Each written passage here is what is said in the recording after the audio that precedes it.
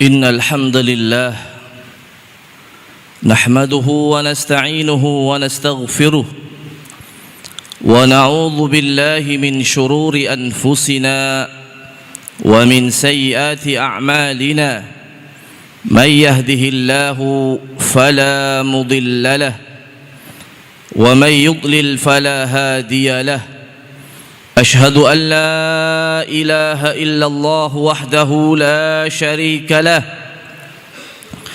وأشهد أن محمدا عبده ورسوله لا نبي ولا رسول بعده اللهم صل وسلم وبارك على سيدنا محمد وعلى آله وصحبه أجمعين أما بعد فيا عباد الله أوصيكم ونفسي بتقوى الله وطاعته لعلكم تفلحون قال الله سبحانه وتعالى في محكم تنزيله وهو أصدق القائلين يا أيها الذين آمنوا كتب عليكم الصيام كما كتب على الذين من قبلكم لعلكم تتقون وقال عليه الصلاة والسلام كم من صائم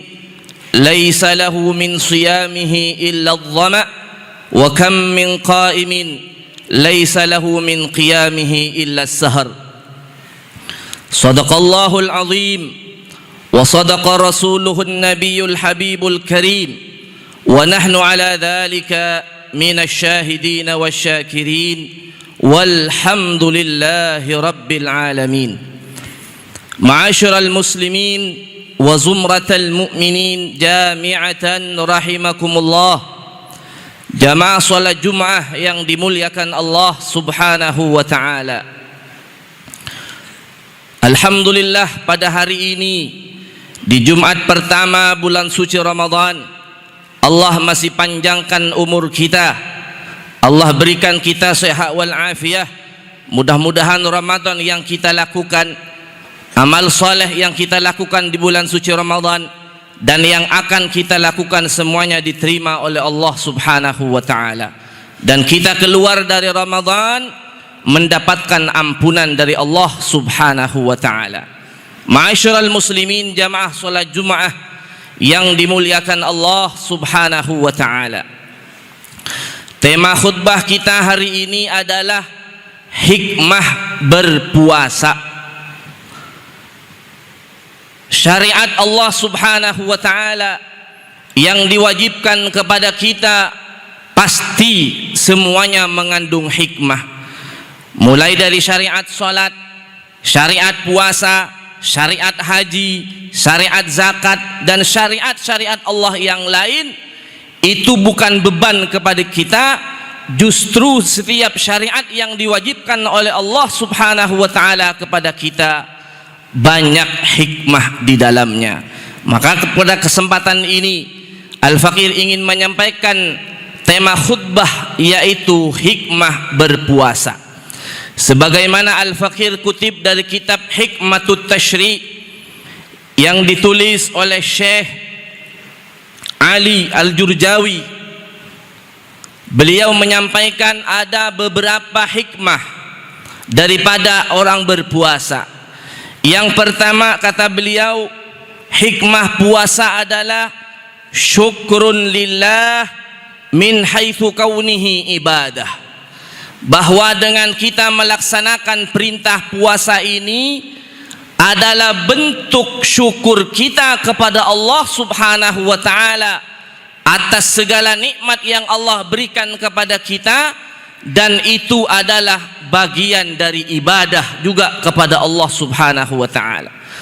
Kalau kita mau menghitung nikmat Allah, begitu banyak, sampai disebutkan oleh Allah di dalam Al-Qur'an, wa in ta'uddu ni'matallahi la tuhsuha. Kalau kalian mau menghitung nikmat Allah, maka kalian tidak akan mampu. Innal insana ladzalumun kafar. Kebanyakan manusia itu sangat zalim dan sangat kufur terhadap nikmat Allah. dengan kita berpuasa di bulan suci Ramadan ini, maka yang pertama kita telah menunaikan, telah mensyukuri atas nikmat yang diberikan oleh Allah Subhanahu wa taala. Kemudian yang kedua, hikmah puasa kata Imam Al-Jurjawi adalah liajli an yu'allimana asy-syari'ul hakim kaifa nuhafidhu ala ada'il amanah wa la nudhi'uha wa nufarritu fiha. Bahwasanya dengan disyariatkannya puasa, kata beliau, Allah Subhanahu wa taala sedang mengajarkan kepada kita bagaimana menjaga amanah yang diberikan oleh Allah Subhanahu wa taala, dan juga bagaimana kita dilarang oleh Allah untuk menyia-nyiakan amanah. Jadi perintah puasa ini bagian dari amanah Allah Subhanahu wa taala. Mudah-mudahan dengan pendidikan Ramadan, dengan pendidikan puasa yang diajarkan oleh Allah Subhanahu wa taala, kita bisa amanah dengan perintah-perintah Allah yang lain. Hadirin kaum muslimin, jamaah salat Jumat yang dimuliakan Allah Subhanahu wa taala. Kemudian yang ketiga, hikmah dari puasa adalah annal bahimata wa hiya allati la hamma laha illa al-akla wasyarbah. Bahwasanya bahimah, binatang ternak, itu kerjaannya tidak ada, cuman dua. Allati hammalaha illal akla wasyurbah atau wasyarbah, bahwa kerjaannya cuman makan tidur. Makanya ada syariat puasa, kita menahan puasa dari subuh sampai maghrib agar kita tidak sama dengan bahimah. Tapi di kesempatan lain, banyak dari manusia, bahkan banyak dari kaum muslimin yang meninggalkan puasa, kerjanya cuman makan, tidak ibadah kepada Allah Subhanahu wa taala. Maka orang tersebut tak jauh bedanya dengan binatang, wal iyadzu billah. Bahkan di dalam Al-Qur'an disebutkan oleh Allah, orang yang tidak menggunakan akalnya, tidak menggunakan hatinya, tidak menggunakan pendengarannya, tidak menggunakan penglihatannya sebagaimana yang diinginkan Allah Subhanahu wa taala. Apa kata Allah? Kal an'am, orang tersebut seperti binatang ternak, balhum adall, bahkan lebih sesat, wal iyadzu billah. Kalau kita punya binatang ternak, katakanlah kambing, sapi, onta dan seterusnya yang merupakan hewan kurban, itu masih ada manfaatnya, mulai dari kulit, daging, tulang, bahkan sampai kotorannya masih ada manfaatnya buat manusia.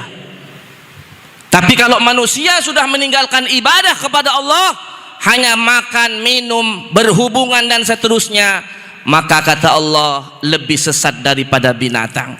Bahkan di dalam surah Muhammad ayat 12, Allah memberikan contoh bahwa ciri dari orang-orang kafir, kata Allah, walladzina kafaru yatamatta'una wa ya'kulun kama ta'kulul an'am wan naru mathwal lahum.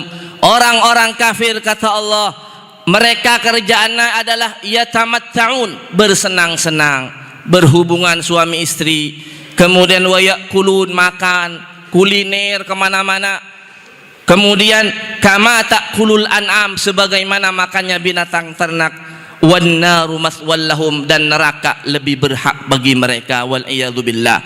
Maka umat Rasulullah sallallahu alaihi wasallam jangan sama dengan orang kafir, jangan sama dengan binatang. Maka datang syariat puasa, kita melakukan puasa, menahan lapar dan haus dari subuh sampai maghrib. Ma'asyiral hadirin, jamaah salat Jumat yang dimuliakan Allah Subhanahu wa taala. Kemudian yang keempat, hikmah dari puasa adalah annal atibba'a asharu bi annal insana la ya'kulu bi jash'in wa la yukthiru min at-ta'am li anna dhalika tu'thithul mi'dati al-'idal. Bahwa kata beliau, kata Syekh Jurjawi, bahwa disyariatkannya puasa adalah ada para dokter, para medis, orang yang ngerti kesehatan, memberikan bimbingan kepada kita. Apa? la ya'kulu bi jash'in, bahwa kita itu tidak boleh makan dengan rakus. Kemudian wala yukthiru minat ta'am, jangan dikit-dikit banyak makan makanan dan seterusnya. Li'anna dzalikah, karena kata beliau, karena sesungguhnya hal tersebut adalah akan menyebabkan penyakit kronis, penyakit lambung. Maka dengan istirahatnya kita dengan puasa, maka yang punya keluhan penyakit lambung kronis disembuhkan oleh Allah Subhanahu wa taala. Ini hikmah yang keempat daripada hikmah puasa yang disyariatkan oleh Allah Subhanahu wa taala.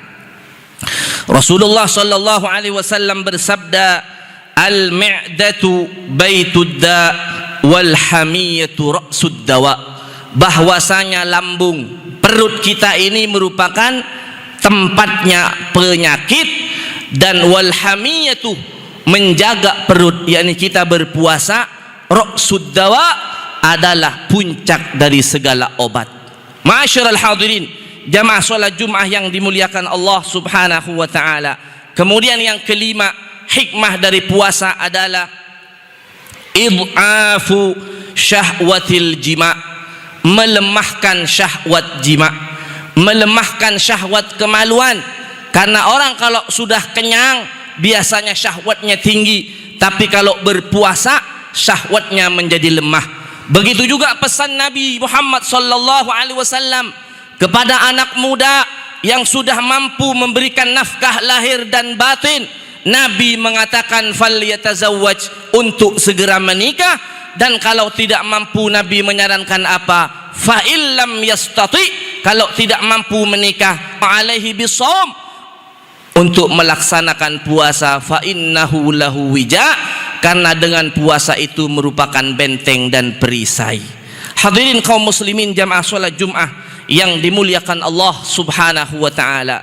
Yang terakhir, hikmah daripada berpuasa sebagaimana ditulis oleh Imam Al-Jurjawi dalam kitab beliau Hikmatut Tashri' wa Falsafatuhu, bahwa kata beliau apa?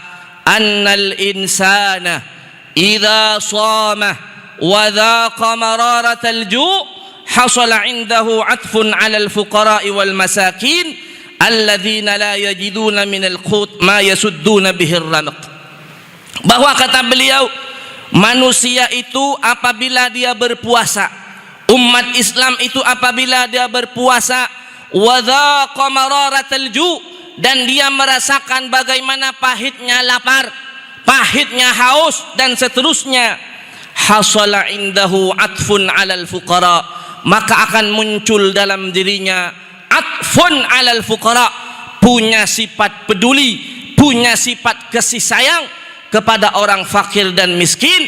Alladzina la yajiduna minal qut, bahwasanya orang fakir miskin sudah terbiasa yang namanya lapar. Orang miskin, orang fakir bukan hanya Ramadan yang lapar, tapi setiap saat mereka lapar. Dengan datangnya syariat puasa yang diwajibkan oleh Allah kepada umat Nabi Muhammad sallallahu alaihi wasallam, yang kaya, yang banyak duitnya juga bisa merasakan yang sama apa yang dirasakan oleh saudara kita dari kalangan yang lemah, dari kalangan orang fakir dan miskin.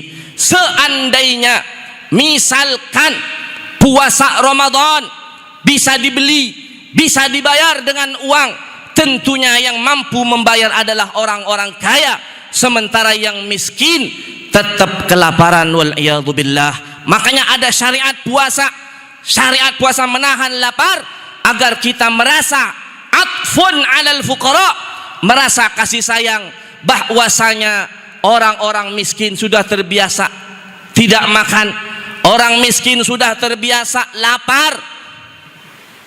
Dan perlu kita ketahui para hadirin jamaah yang dimuliakan Allah Subhanahu wa taala, perlu kita juga ingat dari saudara-saudara kita di Palestina yang saat ini sedang dibantai oleh Zionis Israel.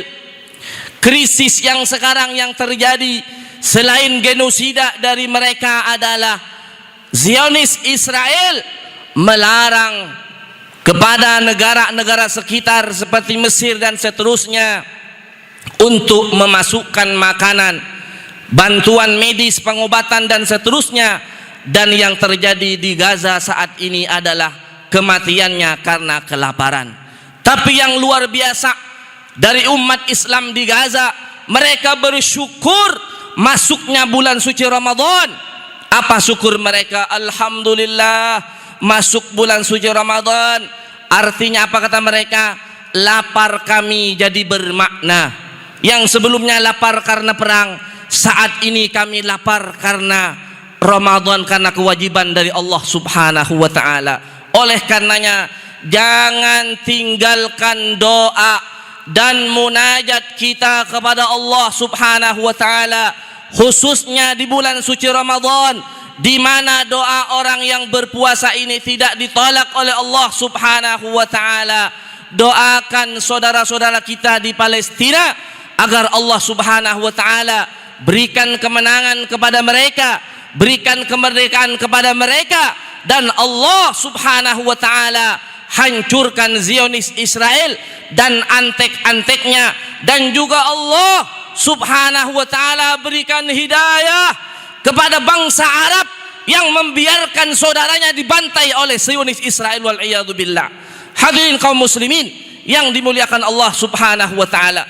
Jadi hikmah yang terakhir dari puasa yang diwajibkan oleh Allah Subhanahu wa taala, bahwa kita dididik oleh Allah Subhanahu wa taala agar kita punya empati, punya kasih sayang kepada orang-orang lemah, kepada orang-orang miskin, kepada orang-orang fakir, bahwa yang namanya lapar itu tidak enak, yang namanya haus tidak enak.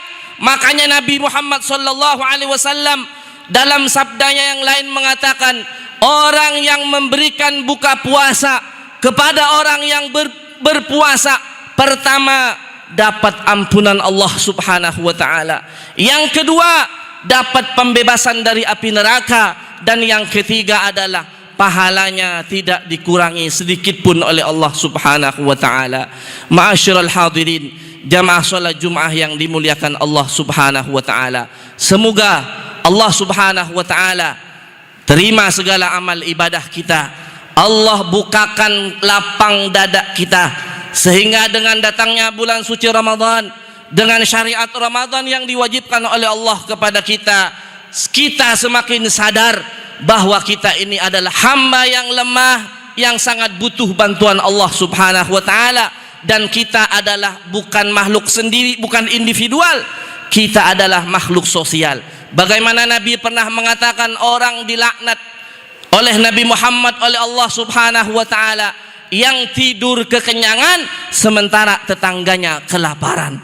Hadirin kaum muslimin yang dimuliakan Allah, semoga Allah Subhanahu wa taala terima segala amal ibadah kita, amal bulan suci Ramadan kita diterima oleh Allah, tilawah Quran kita, qiyamul lail kita diterima oleh Allah Subhanahu wa taala, dan kita keluar dari Ramadan membawa ampunan dari Allah Subhanahu wa taala.